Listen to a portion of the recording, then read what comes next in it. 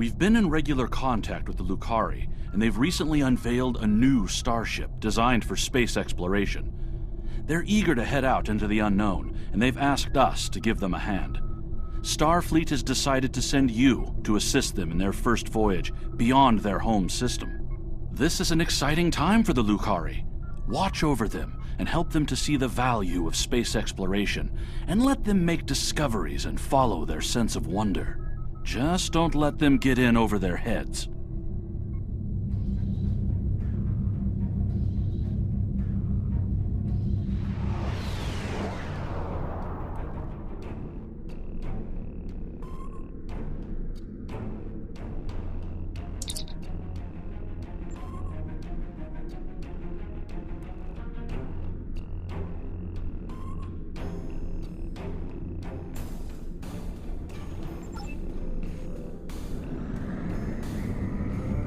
My dear friend Kamarka, just think about how much I can help. I try not to think about you at all, Margaret.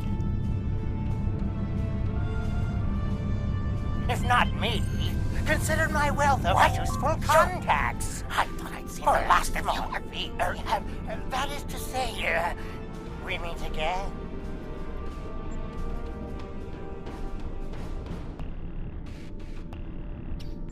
Oh, come now. I'm sure we can reach an agreement that is to everyone's liking.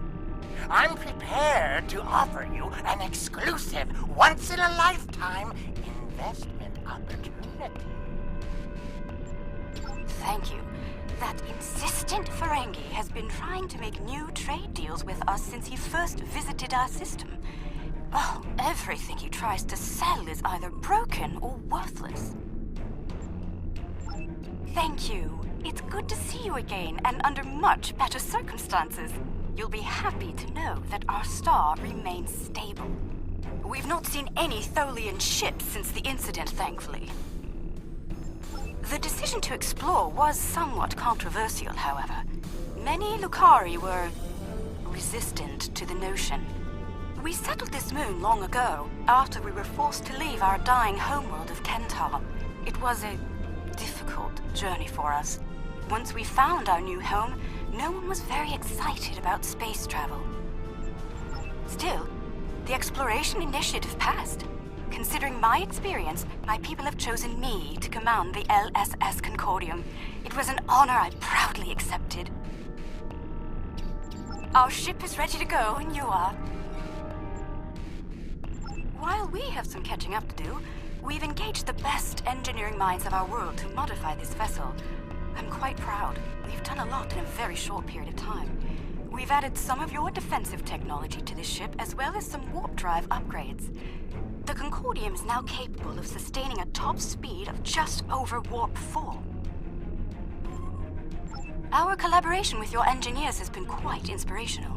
We've started work on a starship of our own design. One of many to follow the Concordium to the stars. Our ship is ready to go, and you are. For our maiden voyage, I've chosen a star that is close enough to be within reach, but still just outside the area of space that you've explored, and obviously one that we haven't visited yet. According to your star charts, it's a yellow-white star called 20 Draconis. This isn't over. Believe me, the next deal we make will be on my terms.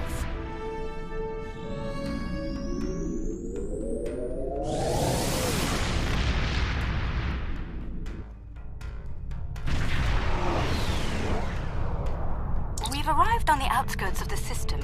There's a large field of rocky debris and asteroids. We're picking up various metals and crystalline formations. Should we approach one of the larger asteroids and take some more readings?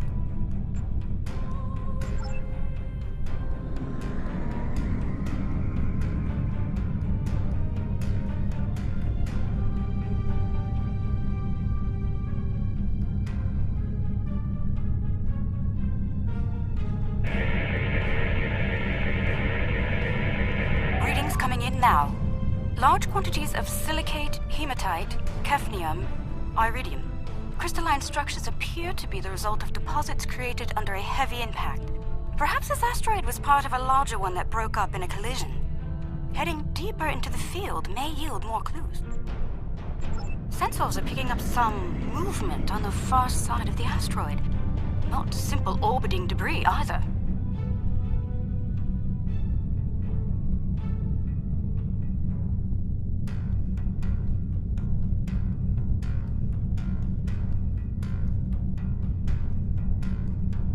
Cosmozoans! They're beautiful. Do you have any information about them? Intriguing. The Gekli communicate using radio waves and feed on dust particles and energy emissions. And, it seems an adjustment of our EM band is in order. I don't like the idea of the Concordium becoming a Gekli food source.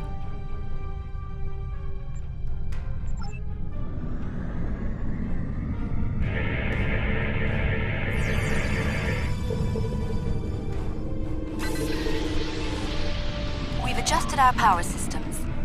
I'd like to gather more data on the Gekli before we move on. Any suggestions? An excellent idea. We'll be able to track their movements and learn more about their migratory patterns and feeding habits. We'll need to get close in order to attach the tags safely.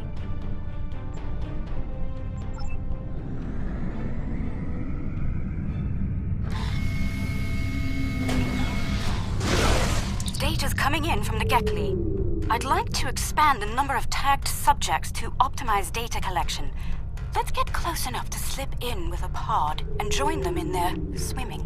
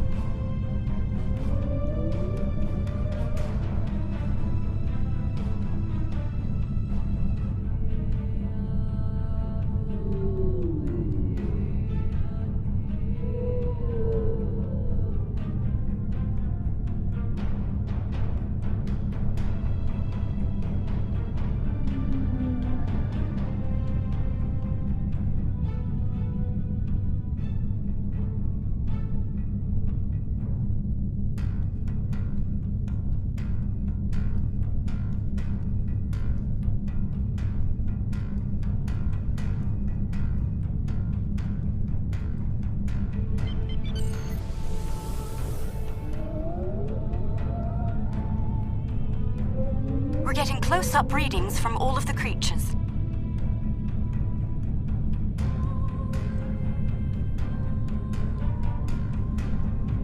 They're treating us like one of their own. They're trying to talk to us with their radio waves. That was incredible. What a singular experience. We've spotted a larger group of them in an area not too far from here. This looks like a feeding ground for several Gekli pods. Let's go have a look.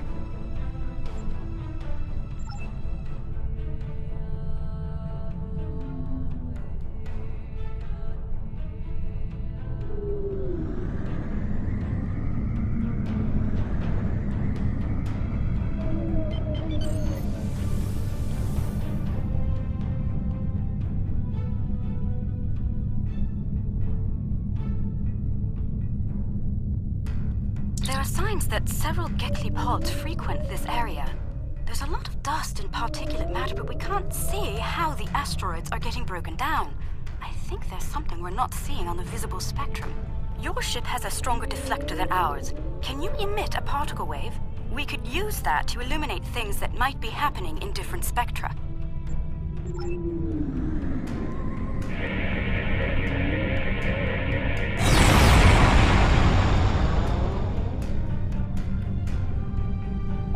Kind of subspace shearing here.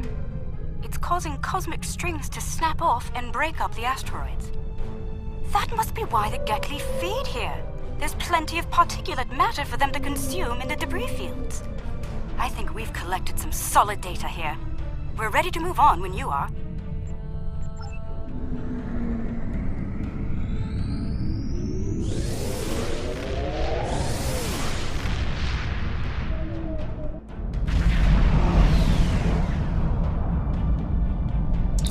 are reading a swarm of comets passing by this stellar body. They look to have an orbital period of about 173 of your standard years. I'd like to know if they came from outside of the system and were caught in its gravity, or if they originated here. Shall we take some scans?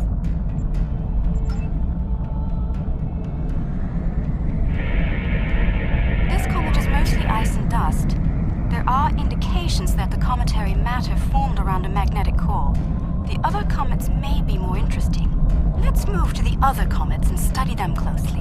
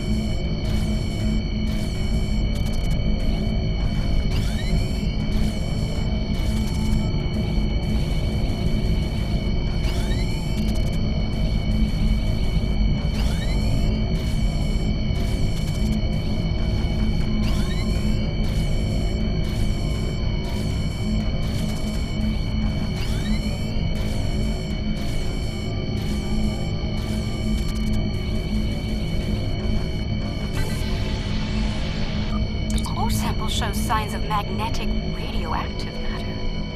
This comet may have seen some interesting particle fields in its wandering.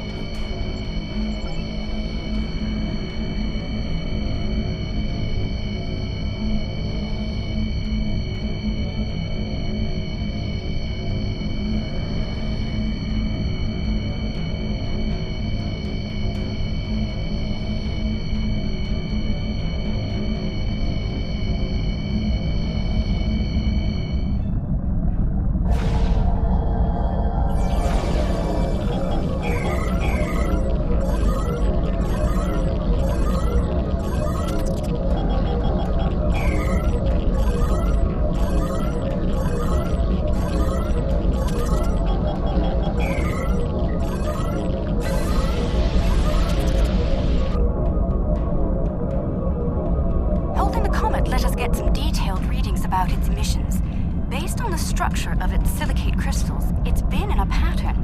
It picks up energy from its trip near the star, then loses that energy as it loops past the planets. It's like ice melting and refreezing, but it seems to lose a large quantity of energy all at once near here. I'm not sure why. The radioactivity should be steady. These comets seem to have a long orbit that coincides with the orbit of a Class A planet nearby. I'd like to launch a probe and see if the cometary movements have had any impact on the planet.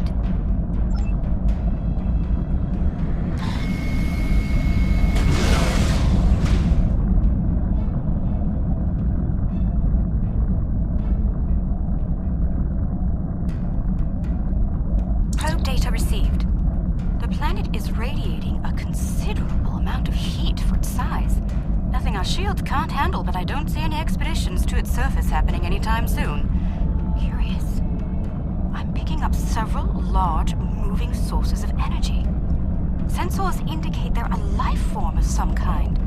A cosmozoan, but not the Gekli. I'd like to study them if we can.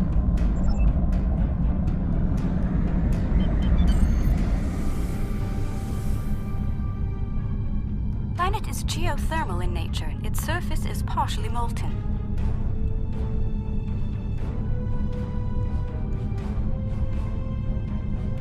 No life forms detected planetside.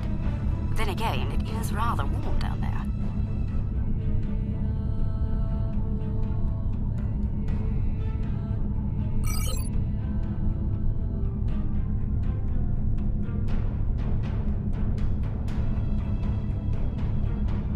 There they are! Magnificent, aren't they?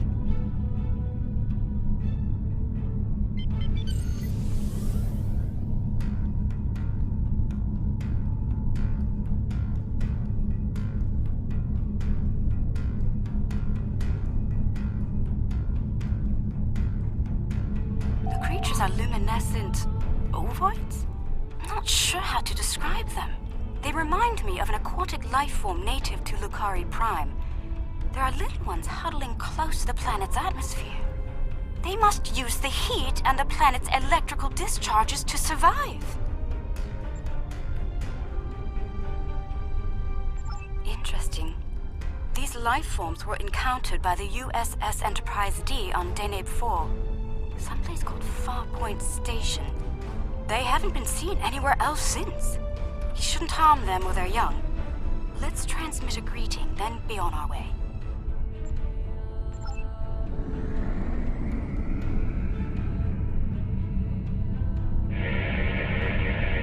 The color display must be a form of communication. I didn't realize that life forms could exist in this fashion, living off the heat of planets, feeding on the particles in space, absorbing radiation from the cosmos. There's so much to see. Let's head to the next planet in the system and see what's there.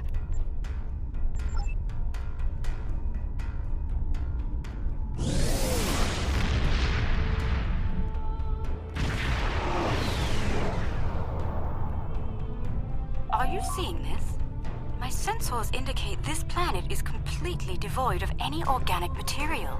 And yet, it has a breathable atmosphere and lies well within the system's habitable zone.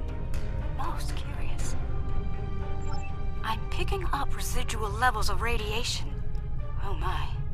I believe I know what happened to this world. Some kind of proto-matter wave happened here. Not if you know how to resolve the chaotic turbulence with a Tarfine reduction. This was a recent event. Some kind of proto-matter incident happened, and it wiped out all life on the planet. I think we should send an away team down to learn more.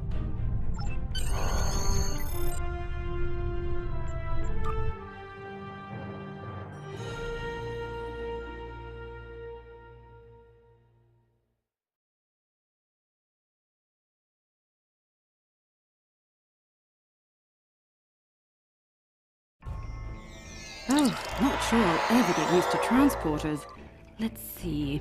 Initial scans suggest this area used to be inhabited, but I can't find a single trace of organic matter. None. I see some carvings on those canyon walls. Let's take a look.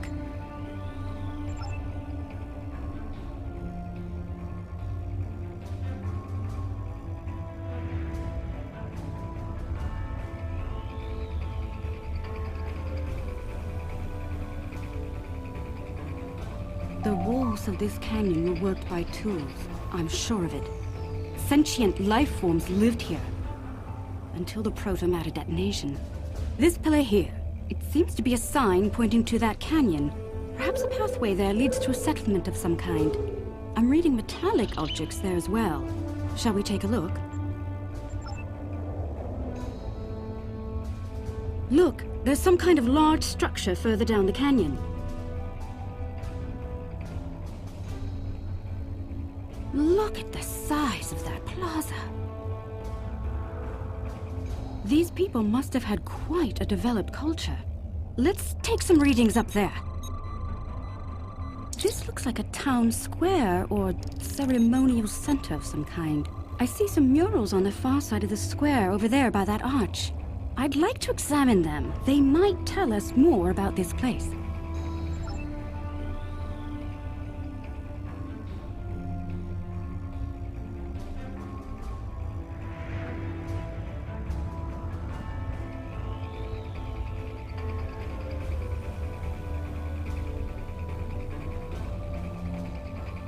These murals depict people bringing some objects to this place. Crystals or gems, I believe? They built their settlement around this site. I believe it was a place of great significance to them. The next mural may hold more clues for us. Let's have a look.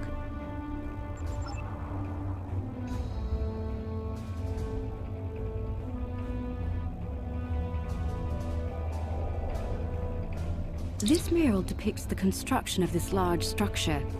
I suspect it was a temple or place of contemplation for the people.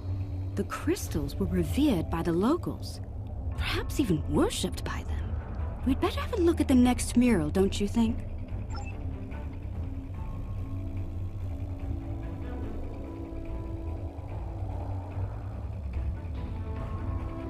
The crystals depicted in this mural appear to be growing for some reason. I wonder if this is a symbolic or literal representation of events.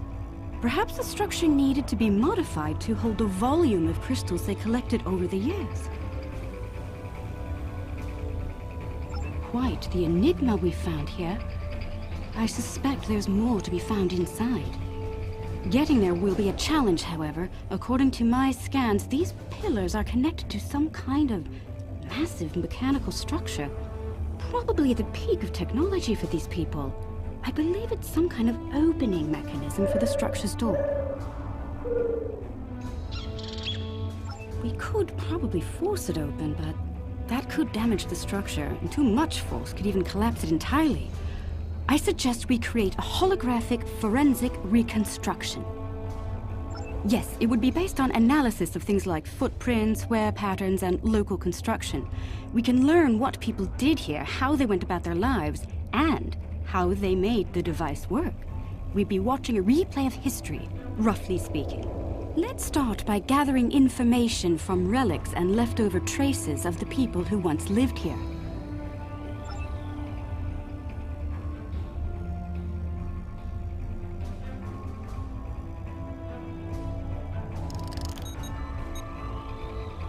These artifacts were used with opposable thumbs and indicate a likely handspan of 22 centimeters.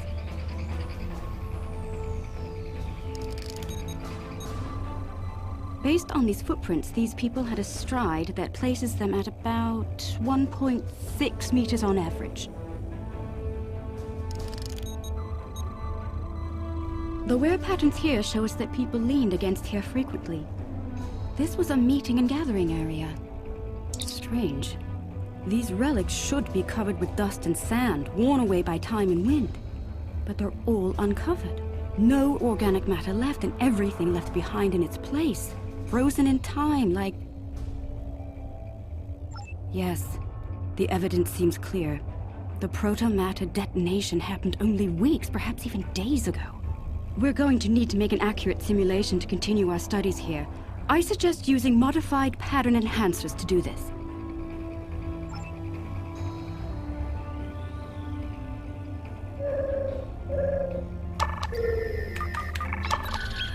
Enhancers online. The signal is strong and clear.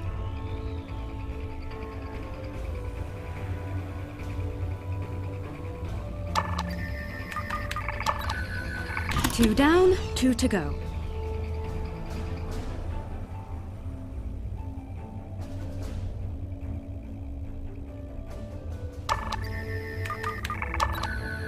That's three. One more and we'll be ready.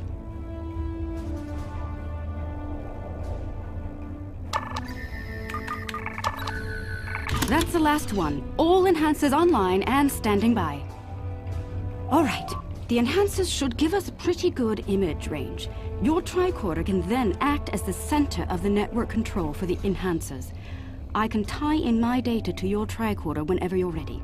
Get a little close to the center of the square so we can see what happens.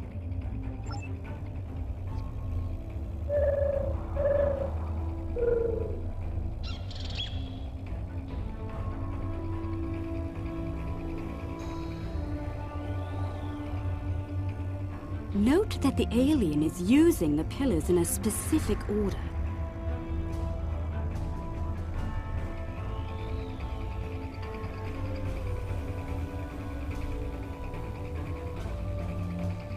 They're making the murals match up on each pillar.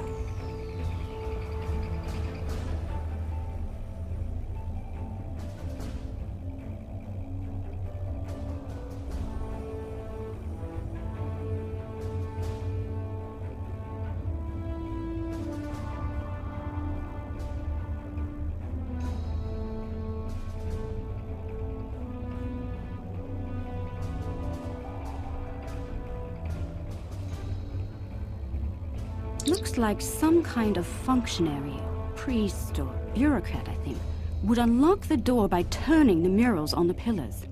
The top mural on each pillar seems to be locked in place for reference. We should follow the order they used on the pillar murals. If we can turn them correctly, I believe we'll unlock the door.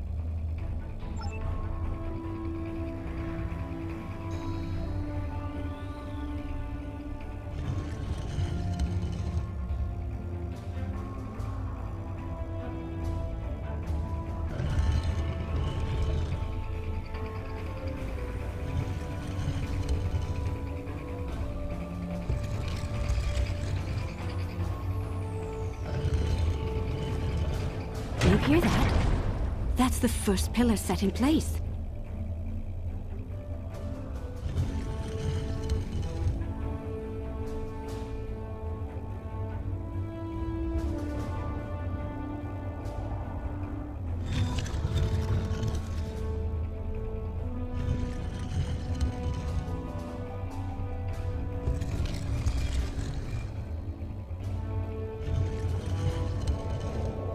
That's 2 pillars set into place.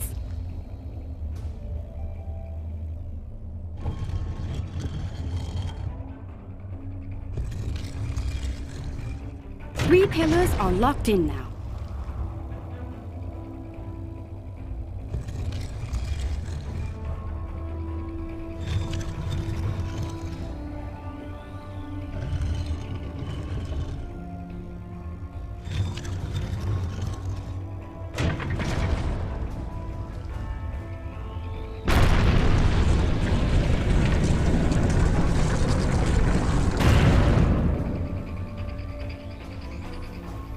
That's it! It's working! Well done! Shall we see what secrets this building holds? I think I see another mural inside the doorway. We should take a look at it.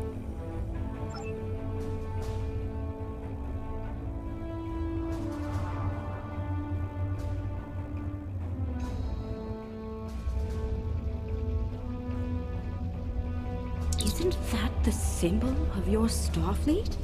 How did it get here? How could it be in a temple of people who don't even have electricity, much less space travel? This is getting stranger by the minute. We should search the temple for more murals.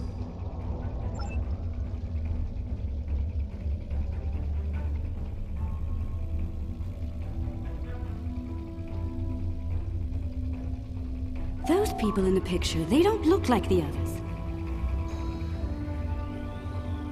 What happened here?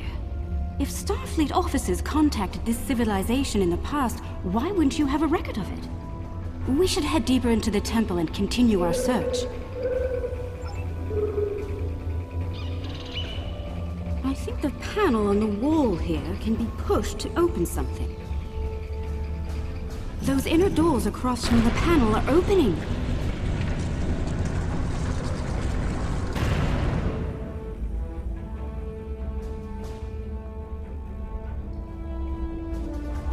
Is all of this?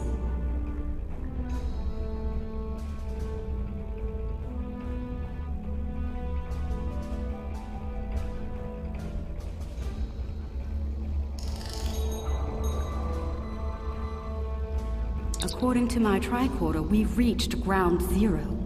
This is where someone detonated the protomatter bomb. From here, a self-propagating cascade of proto-energy radiated outward in all directions, washing over the entire planet. Doubtful. I believe what did this was built specifically as a weapon. There's no new ecosystem. All life was eliminated. I'm picking up a residual energy signature here. Take a look. 16-centimeter wavelength with a slight kaon leak.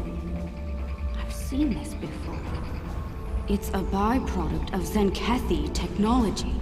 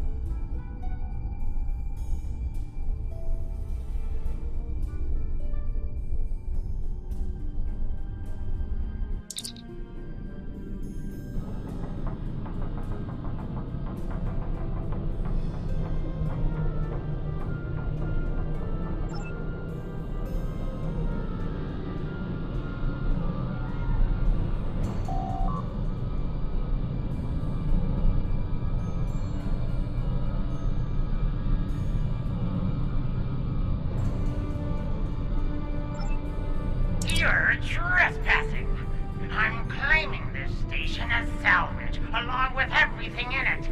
A little piece of history like this will be quite the vacation site. Experience life on the final frontier at Modron's K-13. But I digress.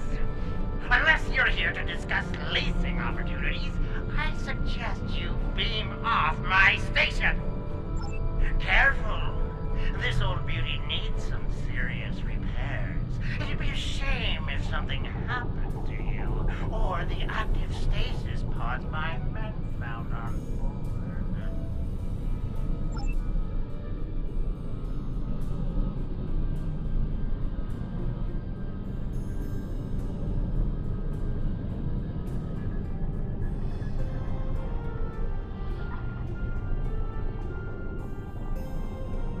I'd be happy to sell the pods to you. Consider their living contents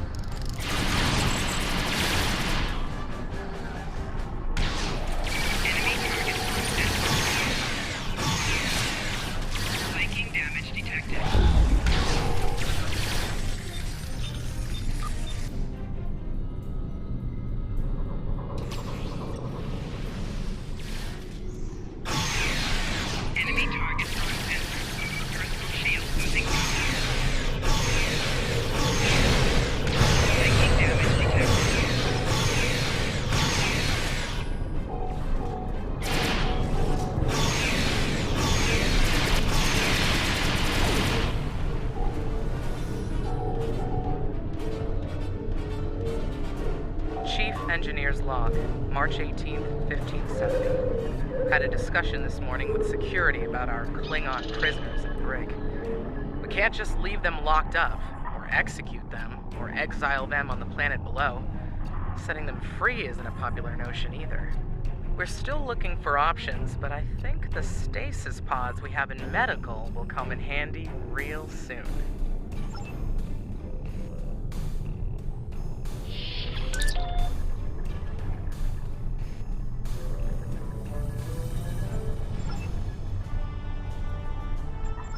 Chief Engineer's log, supplemental.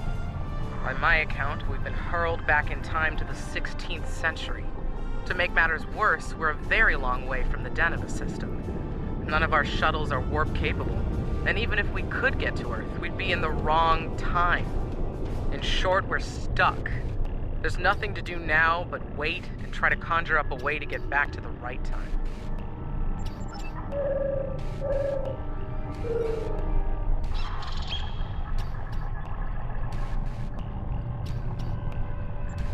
The fines for trespassing are quite severe, and I plan on collecting them.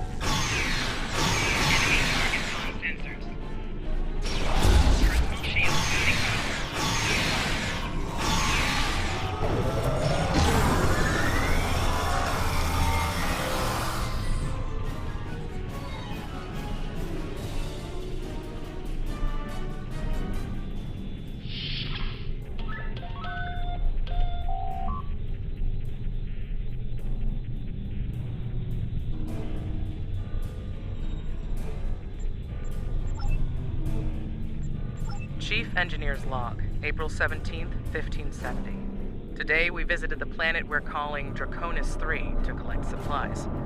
The good news, there's a humanoid civilization down there. The bad news, a potential Prime Directive violation.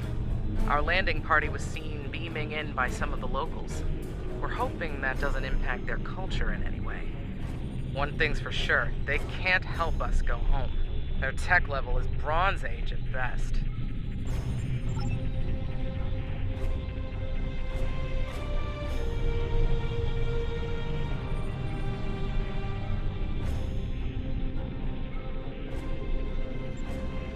Trying my patience is going to cost you dearly.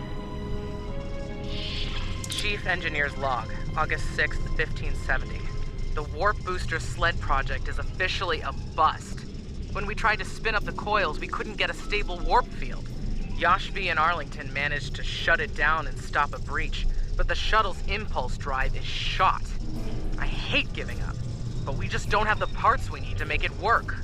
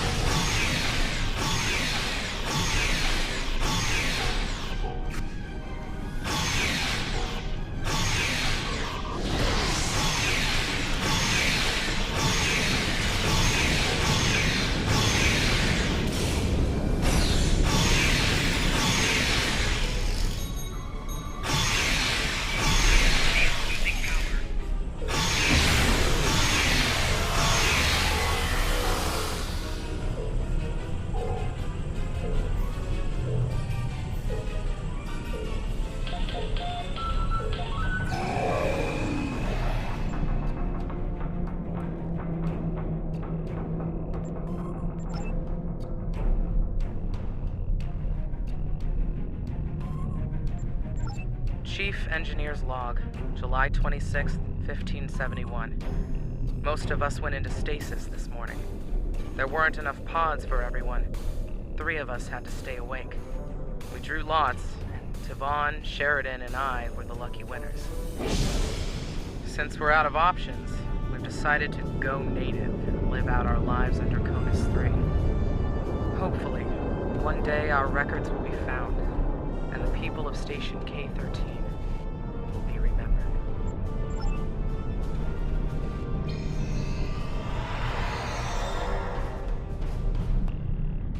Rule of Acquisition 431. When the shooting starts, let the mercenaries handle it. Handle this, Captain!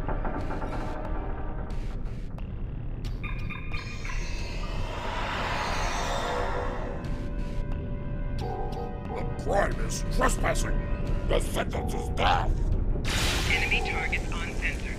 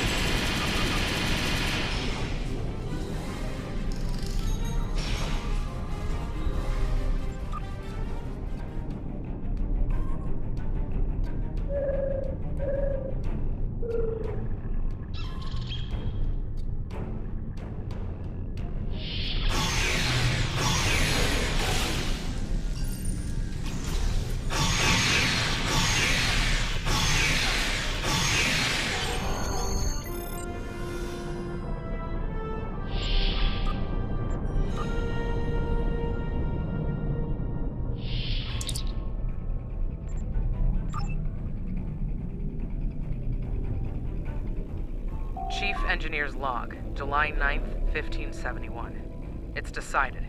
Most of us are going into cryosleep. Those who stay awake, well, there's the rub. Going to live on a remote part of the planet below is likely, despite the Prime Directive issues. Staying here isn't viable. When the supplies are gone and the remaining power is in the stasis pods, anyone left is a goner. This station will be there too.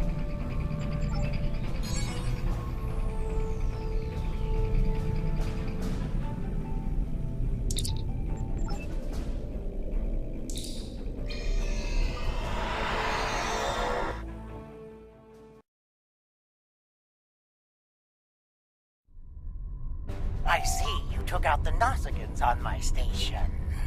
I'll just add their fees to your tab. I do hope you're good for it.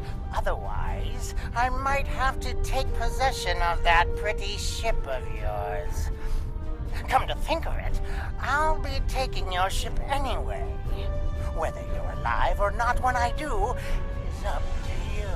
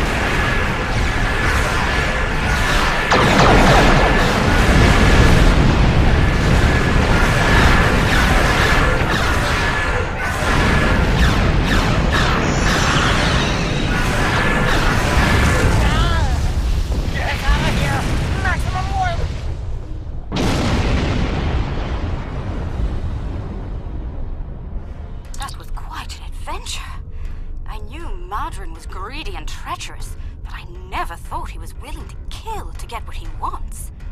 In spite of that, I feel like we've learned so much out here, and for the better. Indeed. I'd say our first flight was a success. Now we need to share our discoveries with everyone back home. I hope today's events will convince my people of the continued need to explore and to be part of the galactic community. With luck, we'll do this again sometime, and soon. On behalf of the Lucari people, thank you.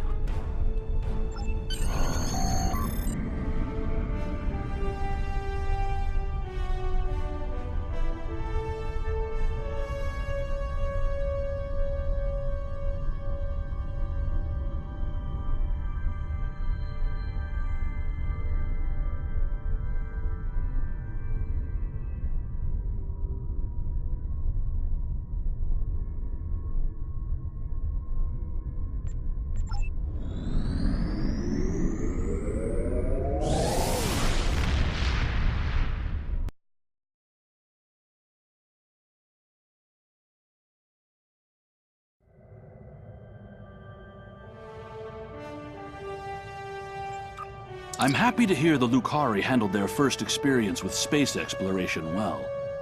There's talk of their desire to join the Federation, and from what I'm seeing, they'd be fine members.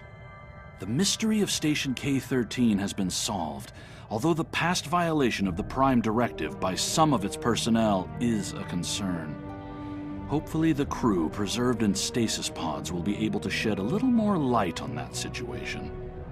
Finally, this news of a Zenkethi protomatter weapon is disturbing. I'll be looking into it from all angles, diplomatic and military in particular. We've fought a war with them before, and I'd prefer avoiding another now.